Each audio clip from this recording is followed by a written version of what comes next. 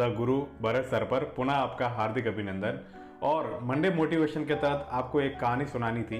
कहानी दरअसल कुछ इस तरह से है कि दो दोस्त होते हैं और दोनों दोस्त बचपन से प्रतिभाशाली और पढ़ाई में बहुत अच्छे होते हैं।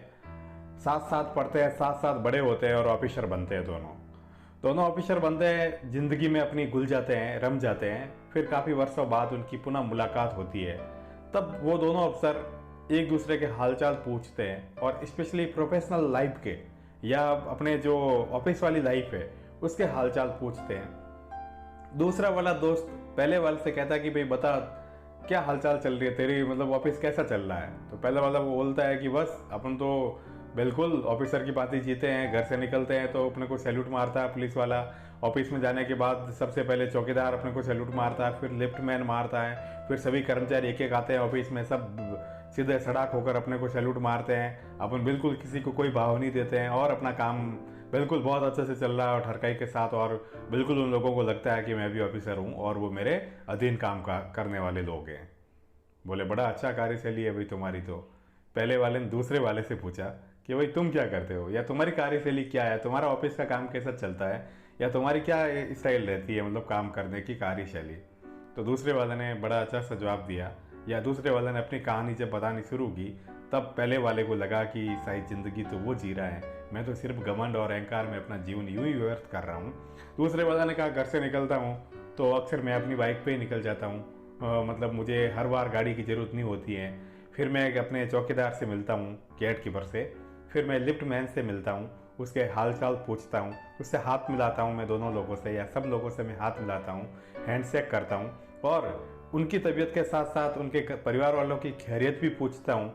फिर मैं मेरे ऑफिस में जाता हूँ तो अधिकतर मुझे नमस्कार करने आ जाते हैं। जो अगर कोई नहीं आ पाता हो तो मैं व्यक्तिगत रूप से उसके चैम्बर में जाता हूँ, उसका हालचाल पूछता हूँ, उसकी परेशानी वही भले ही वो किसी स्तर की हो, सामाजिक, मानसिक, शारीरिक या पारिवारिक, उसके बारे में पूरा पता करता हूँ। जब मैं पूरी तरह से संतुष्ट हो जाता हूँ कि मेरे सभी कर्मचारी बिल्कुल सही और तरोताजा हैं और बिल्कुल बेशक बहुत अच्छे हैं, तब मैं अपने ऑफिस में जाता हूँ, माँ शारदे को नमन करता हूँ और अपना काम स्टार्ट करता हूँ। पूरे दिन अपने काम में रहता हूँ और आते वक्त वापस मैं उन सब लोगों को खैरियत और बढ़ावा देते हुए, मतलब कि उनको अच्छे से खैरियत से सही रहने की सीख देते हुए मैं अपने घर को चल देता। पहले वाले का अहंकार फिर से टकराया और उसने बोला कि फिर ये क्या सादगिरी हुई, फिर तुम में और उनमें फर्क ही क्या हुआ। मतलब जो अफसर है, जो लिफ्ट मैन है, उनमें कुछ फर्क तो होना चाहिए ना, लगना चाहिए ना कि हम ऑफिसर हैं और हमारे अंडर काम करने वाले लोग हैं। तब उस आदमी ने बड़ा अच्छा जवाब दिया कि जीवन में जब हम लोग ऊंची सीढ़ियों को छूते हैं और रास्ते में जो लोग मिलते हैं, किसी दिन जब हम नीचे उतरेंगे तो रास्ते में वापस हमें वही लोग मिलेंगे। इसीलिए चढ़ते वक्त हमारा व्यवहार अगर शालीनता युक्त होगा तो आते वक्त या उतरते वक्त भी वो हमारा रेस्पेक्ट करेंगे। और अगर हमने पहले ही उनको इस तरह से ट्रीट किया तो फिर इज्जत पद की रहेगी, उस आदमी की नहीं रहेगी। और पद की इज्जत अस्थायी होती है, जब तक पद होता है तभी तक, और आदमी की इज्जत जीवन भर होती है जब तक जीवन रहता है। तो आप लोगों से गुजारिश है, पहले वाला, वैसे दोस्तों की बात सुना दूं, मतलब कि पहले वाला बड़ा शर्मिंदा हुआ और उसे लगा कि मैंने तो फालतू अहंकार में ज़िंदगी जी ली है, कल से मैं भी इसी तरह का एटीट्यूड मेरे कर्मचारियों के सामने रखूंगा।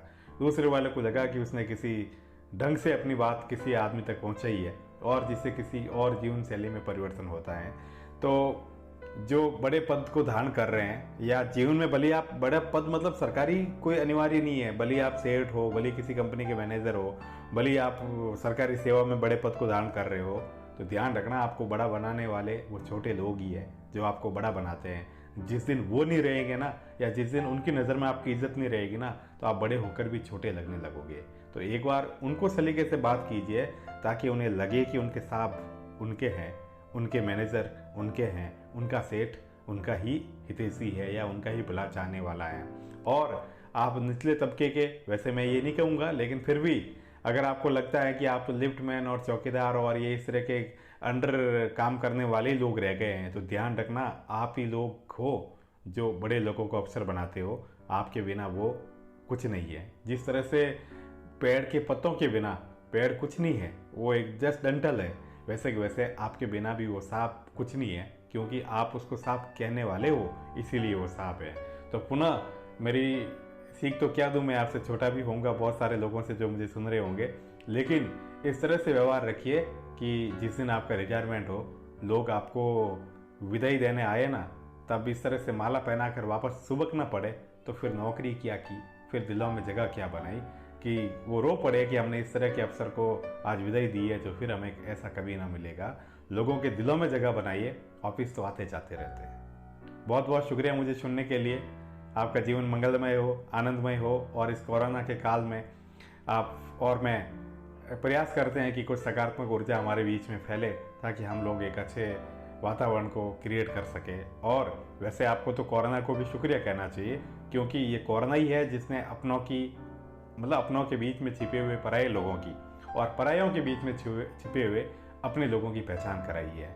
इसका शुक्रगुजार होना चाहिए कि इस लोगों के जो नकली चेहरे ओढ़े हुए थे उसको सामने लाकर उनको एकदम बेनकाब किया। मतलब तो पुनः सारी चीज़ें और अपना ख्याल रखते हुए सुनते रहिएगा मुझे और अपना ख्याल रखिएगा। सुनने के लिए बहुत बहुत साधुवाद।